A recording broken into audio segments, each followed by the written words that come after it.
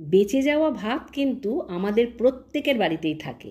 সেই বেঁচে যাওয়া ভাত দিয়ে আপনি সকালের জলখাবারই বলুন বা রাতের খাবারই বলুন বানিয়ে নিতে পারেন। দেখুন কত সুন্দর দেখতে হয়েছে, খেতেও হয় দুর্দান্ত। আপনি এটাকে দোসাও বলতে পারেন বা চিলাও বলতে পারেন। এতটাই খেতে ভালো হয়, এটা খেতে একটা চাটনির দরকার পড়ে। সেই চাটনিটাও আজকে আমি আপনাদেরকে বানিয়ে দেখাবো, তাই পুরো ভিডিওটা দেখুন। কি সুন্দর মোটা তৈরি করেছি দেখুন। এই দেখুন, আমি এইভাবে একটা চাটনি দিয়ে এই চিলা বা দোসা যেটাই বলুন না কেন পরিবেশন করব। তাই পুরো ভিডিওটা দেখবেন কিভাবে আমি চিলাটা আর চাটনিটা বানিয়েছি। এই চাটনি আর চিলাটা থাকলে না আপনার খাওয়াটা কিন্তু দারুণভাবে জমে যাবে। একদম ভিন্ন স্বাদের একটা খাবার আপনি খেতে পারবেন। এই বেঁচে যাওয়া ভাত আমি নিয়ে নিলাম 1 বাটি। এটা মিক্সির বাটিতে নিয়ে পরিমাণ মতো জল দিয়ে এটাকে বেটে নেব। খুব বেশি জল দেব না, কারণ খুব পাতলা ব্যাটার করা যাবে না, থকথকে একটা ব্যাটার তৈরি হবে।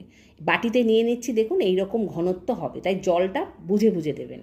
ওই বাটিরই হাফ বাটি সুজি আমি আবার অল্প জল দিয়ে এটাকে একটু গ্রাইন্ড করে নেব, একটা ব্যাটার বানিয়ে নেব। দিয়ে চালের যে ব্যাটারটা বানিয়েছি ভাতের, সেই ব্যাটারের সঙ্গে সুজির ব্যাটারটাকে মিশিয়ে নেব।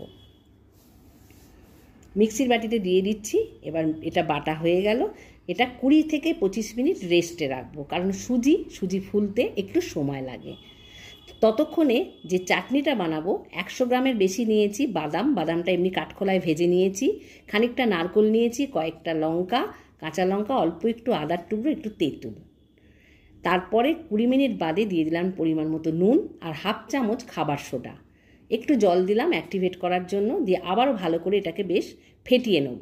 কিছু সবজি কেটে রেখেছি, সেটা দিয়ে দেবো। পেঁয়াজ, ক্যাপসিকাম, ধনেপাতা, কাঁচা লঙ্কা আর আদা সবগুলোই কুচিয়েছি, কোনোটাই বাটা নয়। এর মধ্যে মিশিয়ে দেব। আমার চ্যানেল যদি ইউটিউব থেকে দেখে থাকেন তাহলে অবশ্যই সাবস্ক্রাইব করে নেবেন। 1 চামচ দিলাম গোটা জিরে। এবার ওই চাটনি যেটা বানাবো সেটা মিক্সার গ্রাইন্ডারে নিয়ে নিলাম, জল দিয়ে আর অল্প একটু নুন মিশিয়ে এটাকে ভালো করে গ্রাইন্ড করে নেব।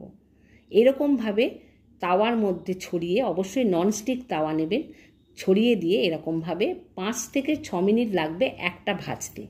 স্লো ফ্লেমে ভাজবেন, ঢাকা দিয়ে। এক পিঠ হয়ে গেলে ওপর দিকটা একটু তেল দিয়ে আর একটা পিঠ আলতো করে উল্টে দেবেন। কোনো সমস্যা হবে না উল্টাতে। আমি মিক্সিতে বেটে নিয়েছি চাটনিটা, এইভাবে হাতা দিয়ে ছড়িয়ে ছড়িয়ে একটু ঢেকে দিলে এটা সুন্দরভাবে তৈরি হয়ে যাবে। ওপর থেকে একটু তেল দিয়ে দেবেন।